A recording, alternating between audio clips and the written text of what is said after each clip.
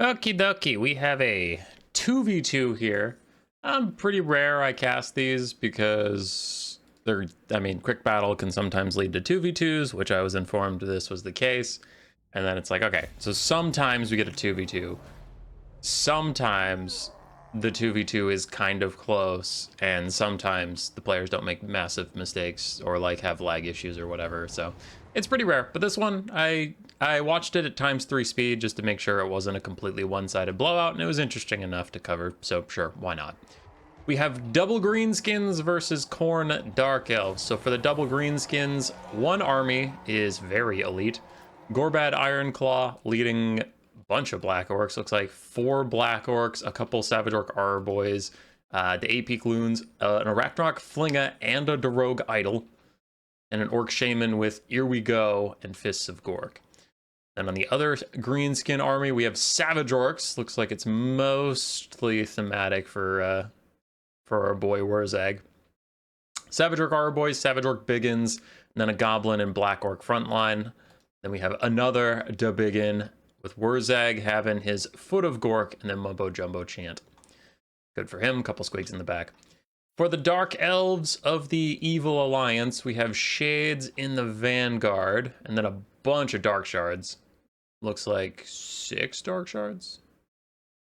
Yeah, because the Bolt Fiends count as the shield, so 6 Dark Shards, some Dread Spears, some Cold One Knights, and then Supreme Sorceress of Fire with, Arzapal's Black Horror. That is a terrible bound ability, unfortunately. And Flamestorm Burning Head.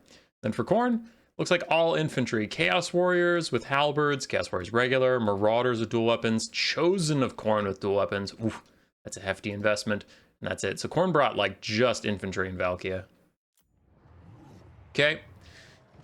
We'll see how those infantry of Khorne can do. They won't fare particularly well against the Black Orcs because they don't have significant armor piercing on most of them. But with this many Dark Shards and then some Shades and stuff, Black Orcs aren't exactly shielded, so Dark Shards should do good work. But the problem for the Dark Shards is going to be how much work they have to do.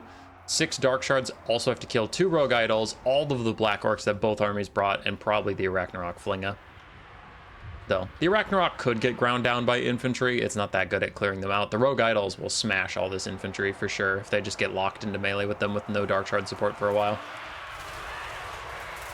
Marauders meeting up with Goblins. They should get a lot of kills pretty quickly on the Goblins. We could see some Sword of Khornes and whatnot as a Foot of Gork comes in, slams down, does decent damage on the Dark Shards and the Marauders. Not as much as I would like. I honestly hope that someday the Foot of Gork is as dangerous of a spell as it looks, but for now it is what it is. Black Orcs get an Here We Go versus Chaos Warriors of Khorne. That is actually really good for them. I was worried they were going to fight Marauders with all those buffs, but now they're getting good damage value out onto elite Chaos Warriors. Spinning Loons go through some Dread Spears, so pretty good start here for the Greenskins overall as they're murdering a bunch of Khornates. Now they are losing some Goblins, but again, big who cares. On the back line, the Shades have been spotted as Savage Orc Biggins run towards them and get cut down. Cold Knights are going to have to kill the Squigs because the Savage Orcs are slower than the Shades, so the Shades could theoretically kite out the Savage Orcs, but they can't kite out the Squigs, so that is going to be down to the Cold One Knights to deal with. Wurzag's Greenskins seem to be suffering a good bit of casualties. Now, they did bring Goblins, whereas Gorbad's forces brought literally just the AP Loons and then all Black Orcs, so of course it's going to look worse for Wurzag's forces as they take a lot more damage. A Burning Head through Black Orcs does almost no damage, unfortunately, for the Dark Elves. That spell does not have a lot of armor piercing. As the Dark Shards line up, they're trying to snipe out Wurzag. They're not actually going after the Rogue Idol, which is currently clapping Valkia literally and figuratively. I don't know if the Dark Shards are going to have the best time shooting Wurzag. He is on foot, meaning his speed is decreased, so he's less good at dodging, but it also means he is a smaller profile for the Dark Shards to hit. So they're getting a little bit of damage out, but I think those Dark Shards are needed to just focus down the Rogue Idols, shoot the Black Orcs and whatever. Valkia could be hunting down Wurzag this whole time. The Shades did manage to kite back. We have some Dread Spears that I don't know how they got all the way back here, but they did.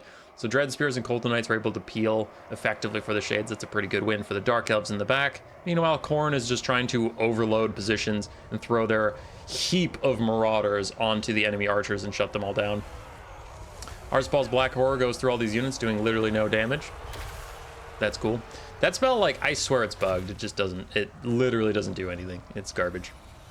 garbage and worthless as the Arachnarok Spider and Black Orcs clear out all these Marauders, Coldwell Knights. Everything is just getting pushed away here. So pretty good start for the Greenskins. Wurzag's getting nice and low.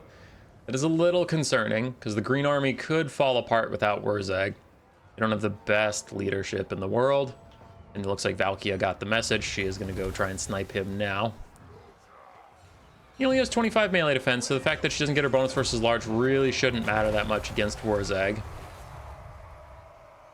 She does manage to miss him several times, like physically miss him as he just runs around in circles.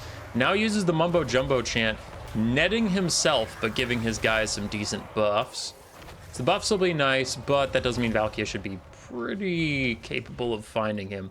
Meanwhile, in the back, the dark shards for the shades for the dark elves having difficulties getting back to the main fight. They have been effectively peeled for, but so far they've only been able to fight what's already come after them in the corner. As another Foot of Gork goes down. Oh, but Wurzag cancels it on himself, using Effigy to get on Valkia instead to net her and damage her. And now he's going to start to run away. So that was going to be a juicy Foot of Gork, but it did get canceled, unfortunately, for our viewing experience. One Rogue Idol is surrounded by enemies. He's down to about half HP, but he is still crushing through those infantry. The other Rogue Idol is full HP, out of ammo, and belly flopping onto some other guys. Another Foot of Gork is down. This one should hit as Khorne all of a sudden realizes it's coming and starts to dodge.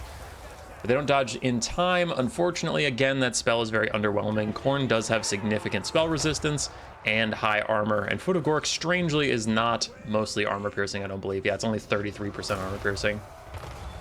As the Flinga and the Rogue Idol both start to just chuck rocks into this area and try and help Wurzag out a little bit. Something's going down. It looks like an here we go for the Black Orcs, yes. As Wurzag tries to get to his allies who are nearby, he is still surrounded by Marauders of Khorne, and they are getting decent damage down onto him. He's down to 900 HP, but he does break through, get to his allies' Rogue Idol, not even his Rogue Idol. Oh, he's turning around. He's going back into the fight. I don't know about that, but okay. They are terror routing away. Valkia is wondering what to do. I don't know if you should dive in on top of a Rogue Idol like that, but Valkia is going for it regardless. As a Sword of Khorne comes down, yes, it does. And that also does not do very much damage against armored infantry units. Those two Shades we've been talking about every so often are trying to rejoin the fight, but again, they've really been locked into that corner and haven't gotten to participate too much in the real battle that's going on.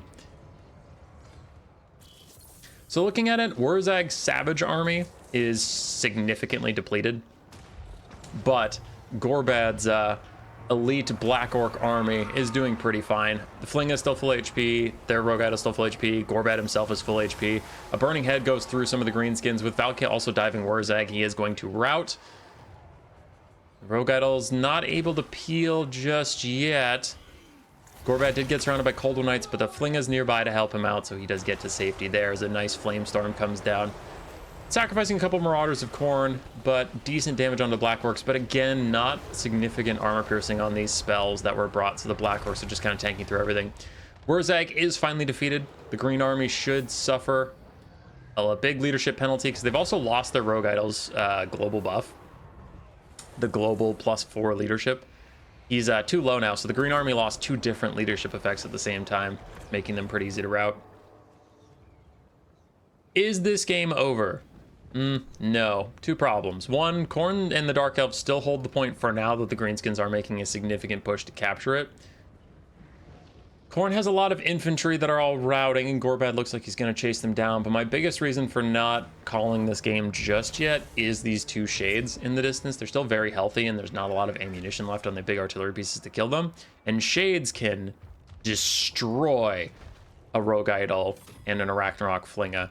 So really, if the Dark Elves / Khorne can pair up to make sure these Shades have a little bit of room to shoot, they can still do a lot of great work. We're going to need some of these extra forces back, though, like the Coldwell Knights are going to have to come over and peel for the Shades. Valkia's getting murdered by something? I don't exactly know what. It looks like the Black Orcs just took her to task. Yeah, so Valkia needs to get away, get up into the sky, and get to safety as Marauders of Khorne charging in should rout those Black Orcs now. We have some Halberds running forward to deal with the Flinga. Ooh, no. The Shades grouping up and shooting at Black Orcs that are already routing is a waste of their time, and unfortunately they are now spotted. Rogue Idol keeps doing slight damage to himself to get his extra ammunition. And the Shades really need to focus up here. Greenskins have taken the point. They're chilling. Gorbad's charging straight forward, but then we didn't pull the Cold One Knights over here. The Cold Knights are busy chasing off some random Black Orcs instead of peeling for their shades. So now Gorbad's just going to walk right up to the shades. Unfortunately, a pretty big mistake here from the Dark Elves in the late game. And you can't even blame that on 2v2 miscoordination, because it's Dark Elf Cold One Knights are not peeling for Dark Elf shades. So a bit of a whoopsie there. We can see even on one volley, they took a fifth of the Rogue Idol's HP. So the shades really can do a lot of work. And ooh, maybe it's all a bait. Gorbad is getting hit. Fists of Gork and Morgr, the Mangler, giving him really good melee stats. But getting rear charged by this lady. Now he has, here we go, 90 melee attack and 864 weapon strength. He's going to turn around and butcher the Sorceress of Fire as Black Orcs get over here. Dreadspear's trying to peel, but the shades turning. They're trying to fire at Gorbad at point blank range. I guess they're going all in on, like, maybe we can Lord Snipe and then just route the Greenskins in the late game. But I think there were just too many mistakes made with this exact situation. Now, like, this entire shade was sacrificed to get a quarter of Gorbad's HP. The Cold One Knights are nowhere to be found, and that's probably going to be GG. As the Ragnarok Fling and the Rogue Idol just continue to chuck rocks into this area, but unstoppable choppas for the Black Orcs. Pretty high weapon strength. Only 9 melee defense at the moment, but they're relying on their massive armor pools versus Dreadspears to win, so they're not really that concerned. Gorbad's still getting poked here and there, but yeah, they're just, I mean, this is kind of a foregone conclusion at this point. Valkia is technically back with 3 leadership. No other Khorne forces are really around. And now with 2 super wounded shades, I mean, there's no chance you can take down a Rogue Idol and an Ragnarok Spider while getting shot at. That's not going to happen, so I'm going to fast forward because this is over.